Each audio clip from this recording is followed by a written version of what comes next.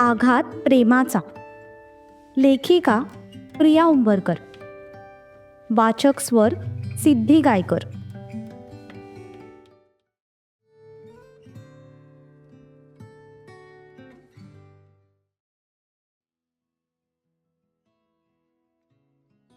सत्यनारायणाची पूजा व्यवस्थित संपन्न झाली. दुपारनंतर, अंतरा, अगं तू थांब ना, वहिनीला जाऊ देत. नाही आत्या, मला जावं लागेल. अभ्यास खूप बुडतो अगं सुट्ट्या झाल्या की. अंतरा तिचे कपडे पॅक करत होती. अगं अंतरा, राहायचं असेल तर राहा ना इकडे. नाही आई, आता जायचं काय आणि 2 दिवसांनी जायचं काय? त्यापेक्षा आपण दोघी सोबतच जाऊ. तसं पण आजोबा आजारी आहेत. अशा वेळेला आपण त्यांच्या जवळ असायला हवं अगं. लग्न अचानक ठरलं म्हणून आपल्याला घाई गडबडीत यावं लागलं. पण आता सगळे कार्यक्रम झाले आहेत ना, तर मला वाटतं आपण जायला हवं. अंतराने तिचे सगळे कपडे बॅगमध्ये भरले आणि बॅगची चेन लावली. बरं ठीक आहे, आता तुला जायचं असेल तर मी जास्त आग्रह पण करणार नाही. पण 8 दिवसांनी सक्षम आणि युगाच्या रिसेप्शनची मोठी पार्टी आहे. तेव्हा मात्र तुम्हा चौघांनाही यावं लागेल. तोपर्यंत दादा सुद्धा येईल आणि बाबा सुद्धा बरे होतील. त्यावर तिने फक्त होकार द्यायचा म्हणून होकार दिला. पण पुन्हा या घरात यायची आता तिची अजिबात इच्छा उरली नव्हती. अशोक आजारी असल्यामुळे रागिनी आणि अंतराला कोणी फार राहण्याचा आग्रह केला नाही. सगळ्यांचा निरोप घेऊन त्या दोघी पुण्याला निघून गेल्या. जायच्या वेळी ध्रुव सुद्धा तिथे हजर होता, पण तिने एकदाही त्याच्याकडे बघितलं नाही. पण यावेळी जेव्हा ती गेली तेव्हा त्याच्या मनाला एक वेगळीच रुखरुख जाणवली. रूपा सुद्धा युगाचा निरोप घेऊन निघून गेली.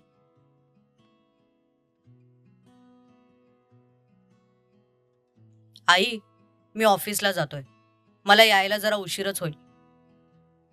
सक्षम सुद्धा खाली आला होता.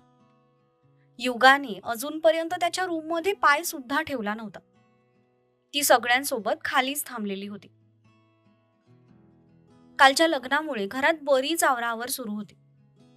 तिघी जावा त्याच गडबडीत होत्या. आत्ता, अरे समू, संध्याकाळचे 4 वाजलेत आता.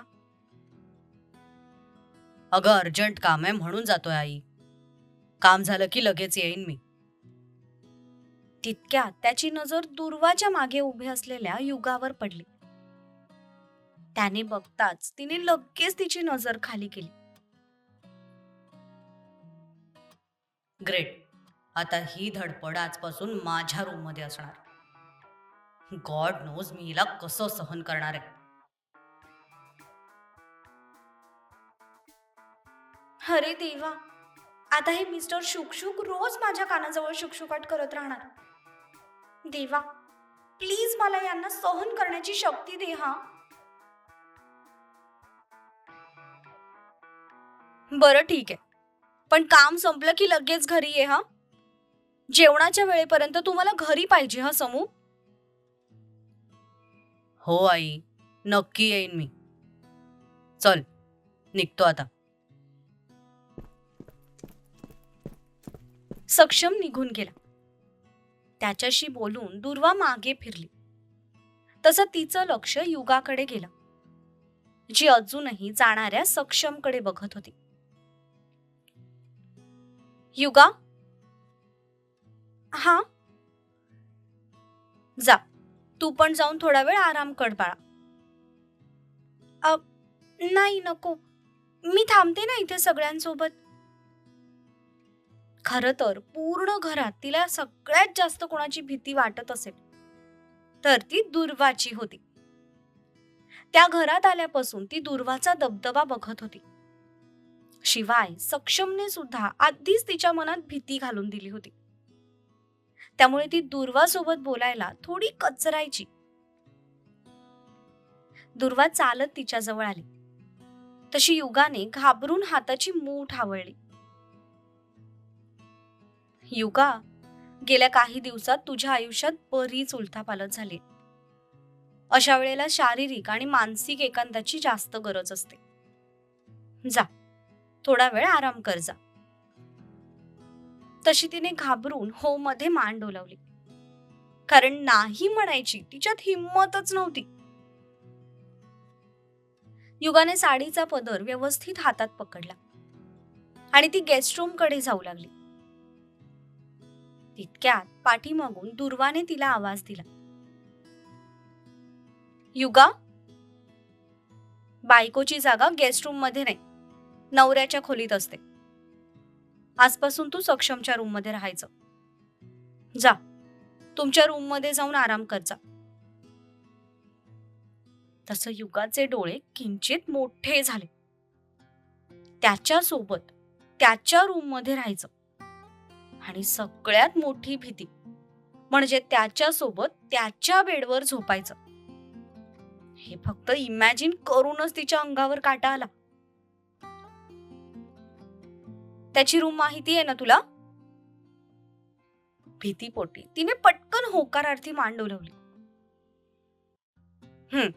जा मग जाऊन आराम कर जा. दुर्वाच्या आदेशावर युगाचं तोंड बारीक झालं, पण आता तिच्या पुढे काहीही पर्याय नव्हता. म्हणून तिने एक फक्त जबरदस्तीची स्माइल दिली आणि समोर असलेल्या पायऱ्यांकडे पाहिलं. एक एक पायरी चढून ती वरपर्यंत आली. ध्रुवने आधीच तिला सगळ्यांच्या रूम्स दाखवल्या होत्या, त्यामुळे सक्षमची रूम आता तिला माहिती होती. चालत चालत ती सगळ्यात शेवटच्या म्हणजे सक्षमच्या रूम समोर येऊन उभी राहिली. दरवाजा लोटलेला होता. एक दीर्घ श्वास घेत तिने त्याच्या रूमचा दरवाजा उघडला.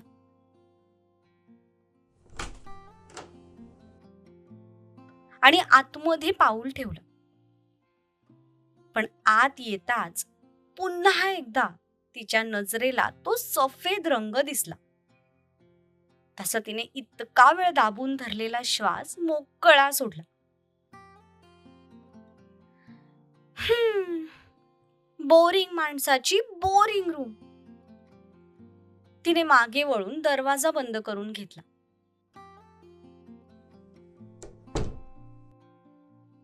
दरवाजा लोटून तिने खांद्यावरचा पदर खाली सोडला आणि पुन्हा एकदा सगळ्या रूमवर नजर फिरवली. एखादा माणूस इतका कसा बोरिंग असू शकतो? म्हणे मला सफेद रंग आवडतो. सफेद रंगात काय आवडण्यासारखं? आणि तसं तर पांढरा रंग शांतीचं प्रतीक असतो, पण ती शांती याच्यापासून कोसो दूर आहे. याचा फेवरेट रंग ना रेड हवा होता. रेड म्हणजे धोका. युगा स्वतःशीच बडबडत होती. तिच्यासोबत कधी कोणीच बोलायला नसायचं, त्यामुळे तिला स्वतःशी बडबड करायची सवय होती. स्वतःच बोलायची आणि स्वतःच ऐकायची. पण काही असो, माझा नवरा कितीही अँग्री यंग मॅन असला तरी त्याच्या घरचे मात्र भारी आहेत. बोलण्याच्या ओघात ती पटकन बोलून तर गेली, पण तितक्यात तिला रिअलाइज झालं की सक्षमचं नाव घेताना ती माझा नवरा असं म्हणाली होती. एका सेकंदासाठी तिच्या हृदयाचे ठोकेच वाढले. रिलॅक्स युगा, बोलण्याच्या ओघात होतं असं कधी कधी. लगेच इतकी धडधड करायची काय गरज आहे? युगाने स्वतःला रिलॅक्स केलं आणि जाऊन त्याच्या बेडवर बसले. पण बेडवर बसताच ती खाली दाबली गेली. तशी लगेच उठून उभी राहिली. अरे, ही गादी आहे की नुसताच कापूस? एका सेकंदासाठी असं वाटलं की मी कापसावर बसले. या माणसाची चॉईस ना खरंच विचित्र आहे. इथे नाही येणार मला झोप. त्यापेक्षा मी जाऊन त्या सोफ्यावर झोपते थोडा वेळ. ती समोरच्या सोफ्यावर जाऊन बसली. तिने तिथलीच एक छोटीशी उशी एका बाजूला घेतली आणि पाय वर करून ती सोफ्यावर आडवी झोपली. विचार करता करता तिला त्यातच झोप लागून गेली. मध्ये काही तास असेच निघून गेले. सक्षम त्याचं सगळं काम संपवून घरी आला. आता संध्याकाळचे 7 वाजत आले होते. Yes mister Deshmukh, I know थोडासा उशीर होतोय, but don't worry, next week पर्यंत आपण मीटिंग फिक्स करू. हो, बाय. सक्षमने फोन कट केला आणि दरवाजा लोटून आत आला. पण आत येताच त्याला नेहमीपेक्षा थोडा वेगळाच सुगंध आला. त्याने पूर्ण रूमवर नजर फिरवली. तसं त्याचं लक्ष समोर सोफ्यावर झोपलेल्या युगाकडे गेलं. ही अशी इथे का झोपलीये? झोपायचंच होतं तर बेडवर झोपायचं ना. असं सोफ्यावर अनकम्फर्टेबल झोपायची काय गरज होती हिला? उगाच कोणी पाहिलं असं तर काय विचार केला असता त्यांनी? तो वैतागत चालतच तिच्याजवळ गेला. चिडून तिला उठवणारच होता. तितक्यात तिच्या खांद्याजवळ गेलेला त्याचा हात जागीच थांबला. तोपर्यंत त्याचं लक्ष तिच्या चेहऱ्यावर गेलं होतं. ती अजूनही दुपारच्या साडीवर होती. दोन्ही हात बंद करून तिने एका गालाखाली ठेवले होते आणि पायांची घडी करून ती सोफ्यावर झोपली होती. त्याचं लक्ष तिच्या दंडाकडे गेलं. काही ठिकाणी त्याला काळे पडलेले डाग दिसले. तसा पुन्हा युवराजचा चेहरा त्याच्या नजरेसमोर आला आणि त्याच्या रागात अजून भर पडली. त्याला तिचा राग येत होता, पण तिला कोणी त्रास दिलेला त्याला अजिबात सहन होत नव्हतं. काहीतरी वेगळ्याच मिक्स फिलिंग सध्या तो अनुभवत होता. तिचं निरीक्षण करत असताना त्याचं लक्ष तिच्या केसांकडे गेलं. तिचे केस खूप सिल्की शाईन आणि लांब होते.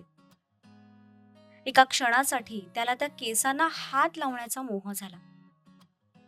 त्या लांब सडक केसांवर माळलेले ते गजरे आता थोडे सुकले होते, पण तरीही त्या गजऱ्यांमुळे तिच्या चेहऱ्यावर एक वेगळंच तेज दिसत होतं.